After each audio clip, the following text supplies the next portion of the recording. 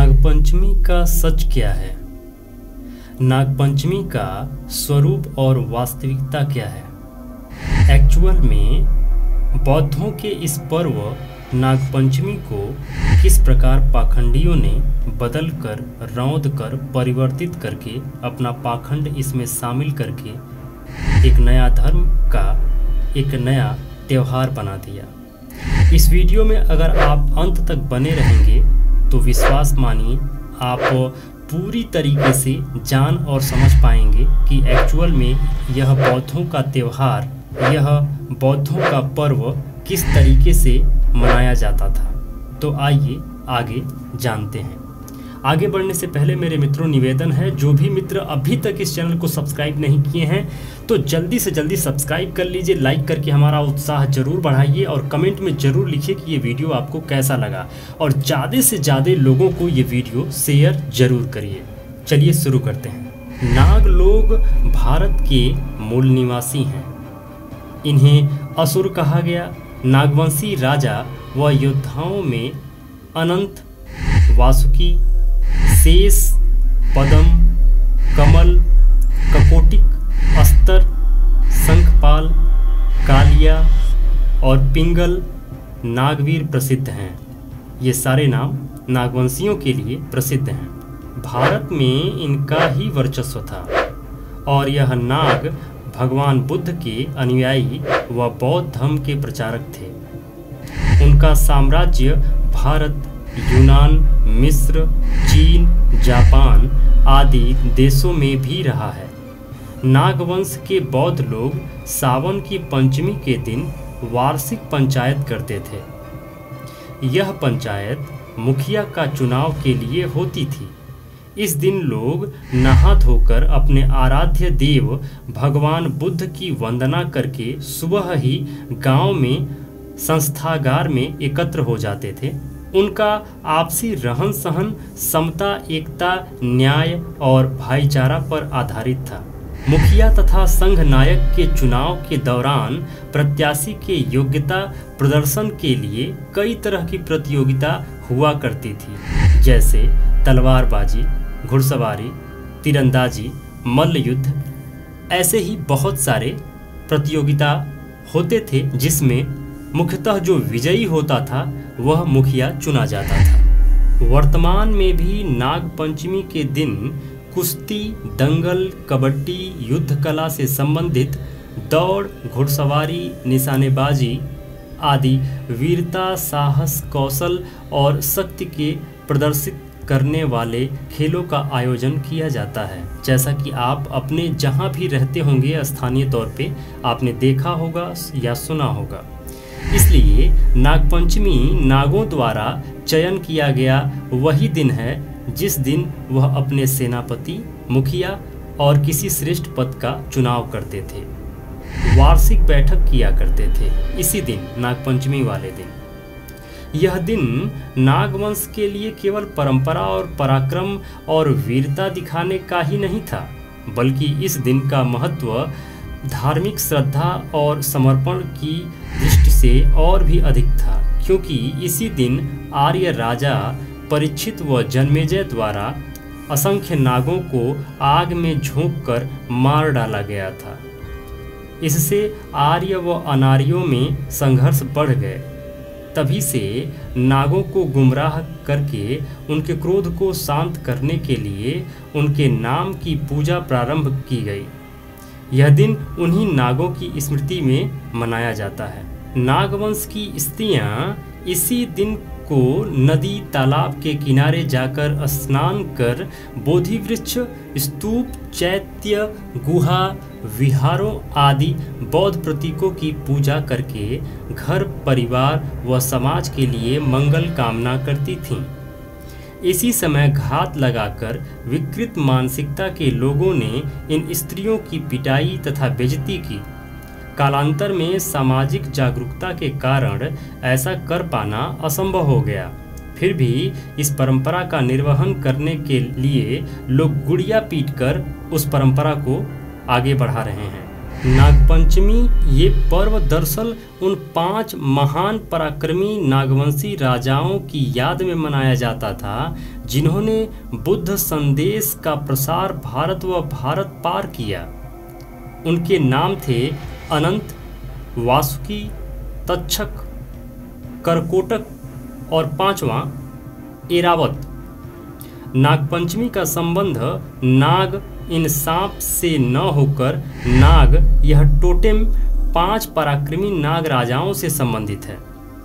इनके गणतांत्रिक स्वरूप में अनेक स्वतंत्र राज्य अस्तित्व में थे, जिसमें अंततः यह सबसे बड़ा जम्मू कश्मीर का अनंतनाग ये शहर उनकी याद की गवाही देता है। इसके बाद दूसरे वासुकी नागराज ये कैलाश मानसरोवर क्षेत्र के प्रमुख थे। तीसरे नागराजा तक्षक जिनकी यादगार के रूप में पाकिस्तान में तक्षशिला है। चौथे नागराजा करकोटक और 5वें एरावत रावी नदी के पास। इन 5 राजाओं के गणतांत्रिक राज्य सीमा एक दूसरे से जुड़ी हुई थी। इस क्षेत्र के लोग इन 5 पराक्रमी राजाओं की याद कायम रखें इसलिए हर साल समारोह आयोजित करते थे। वो नागपंचमी के नाम से जाना जाने लगा। इसका अनुसरण उस राज्य के अन्य प्रांतों के लोगों द्वारा किया गया। इस तरह नागपंचमी का समारोह पूरे देश में मनाया जाने लगा। आर्यों ने अपना वर्चस्व कायम रखने नागराजा को सांप में परिवर्तित कर दिया। नागराजा के इस पुरामिथकीय सच को ऐतिहासिक रिसर्च की अपेक्षा है। सभी समाज अपने सामाजिक विरासत को लेकर गौरवान्वित होते हैं, ऐतिहासिक रिसर्च की व्यवस्था करते हैं ताकि वे अपने गौरवपूर्ण इतिहास का संरक्षण कर सकें। हम इस दिशा में न सिर्फ पिछड़े हुए हैं बल्कि उधार के ऋषियों से स्वयं को महिमा मंडित कर रहे हैं। ये हमारे लिए घातक है। नागपंचमी अब सांपों की पंचमी हो गई है। नागवंशियों की पंचमी लुप्त हो गई है।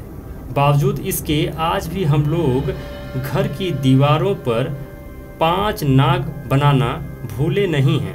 ये 5 नाग ही हमारे पूर्वज के नाग राजा हैं। धार्मिक परिसीमा से बाहर निकलकर नागपंचमी के त्यौहार का महत्व नागवंशियों को जानना चाहिए। किसी भी परिवार की धुरी स्त्रियां होती हैं। नाग परिवारों की धुरी भी स्त्रियां ही थीं। इन्हीं स्त्रियों में एक नाम नागनिका था। नागनिका वह पहली स्त्री थी जिसे इतिहास में पहली रानी होने का गौरव प्राप्त है। नागनिका नाग प्लस निका, जिसमें नाग का अर्थ सांप नहीं बल्कि नाग वंश से है। निका स्त्रीलिंग है जिसका पुल्लिंग निक है। निक का अर्थ सौम्य, सुकोमल, गोल मटोल, सुडौल, सीलवान, शुद्ध, निर्मल, प्रांजल आदि होता है। उसी प्रकार निका या निका को सौम्या, छरहरी व सीलवती, शुद्धा, निर्मला, प्रांजला आदि अर्थों से समझना चाहिए। भोजपुरी क्षेत्र में सावन माह में घर का पुरुष या पति जब धम्म दीक्षा लेते थे तो घर पति विहीन होने से युवतियों, ननद और भौजाई के लिए सूना हो जाता था। अक्सर घर का सबसे बड़ा पुत्र ही धम्म दीक्षा लेते थे। तब घरों की स्त्रियां एक सावन गीत अक्सर गाया करती थीं। नीक लागे सैया बिन अगनवा, नाही लागे गुरिया। इस गीत को भोजपुरी फिल्म विदेशिया में भी फिल्माया गया है। अब आगे देखिए। ब्राह्मण ग्रंथों में शूद्र के सबसे बड़े पुत्र को शैशव काल में गंगा दान, जिंदा गंगा नदी में बहाकर मार डालना का जो विधान बनाया गया है, आपको ये पता है कि नहीं पता है? मैं आपको क्लियर कर दूं कि प्राचीन काल में जब भारत, जिसे कहते हैं कि राम राज्य जब आया था, तो उस समय में ब्राह्मण ग्रंथों के अनुसार या फिर वह परंपरा क्या थी कि किसी भी शूद्र का जो सबसे बड़ा पुत्र पैदा होगा उसको पैदा होते ही जिंदा गंगा नदी में बहाकर मार डाला जाएगा। यह ब्राह्मणों का रीति और रिवाज था जिससे भारत के मूल निवासी ग्रसित रहे। वह बड़े पुत्र की धम्म दीक्षा से रोकने के उद्देश्य से ही किया गया है। न रहेगा बांस न बजेगी बांसुरी। सबसे बड़ा पुत्र ही नहीं रहेगा तो धम्म दीक्षा कौन लेगा। जब परिवार में कोई भी व्यक्ति धम्म दीक्षा नहीं लेगा तो वह पूरा परिवार ब्राह्मणवाद के जाल में बड़ी आसानी से फंस जाएगा। ऐसा बुद्ध के क्रांति के विरोध में ब्राह्मणों ने प्रतिक्रांति के रूप में किया। यह वह समय था जब किसी भी मूल निवासी, किसी भी नागवंशी, किसी भी शूद्र जिनको ये बोलते हैं कि घर अगर कोई बड़ा पुत्र पैदा होता था तो उस समय गंगा नदी में उस बच्चे को बहाकर मार डाला जाता था।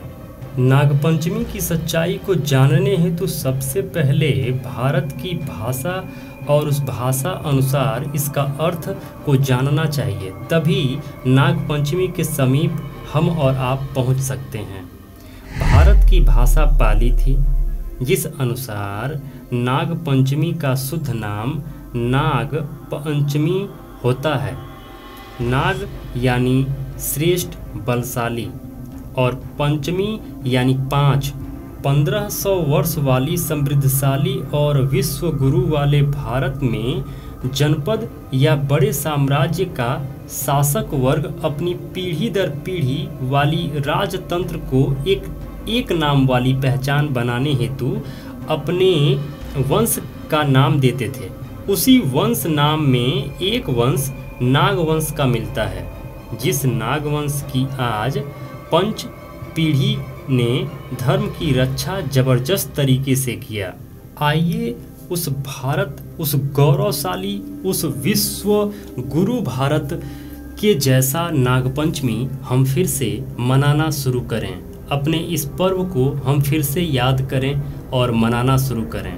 आइए उस पुरानी परंपरा जैसी आप भी शील सदाचार वाली परंपरा को जीवित करने हेतु बलशाली बने, शक्तिशाली बने, श्रेष्ठ बने। नागों की इस परंपरा का निर्वहन करें, उस महान भारत की परंपरा का निर्वहन करें। नागपंचमी मूल निवासियों का पर्व है, इसे खुशहाली से मनाएं और भारत को पुनः बुद्धमय बनाने में सहयोग करें। एक दूसरे को बधाई दें और हर्षोल्लास के साथ यह पर्व जरूर मनाएं।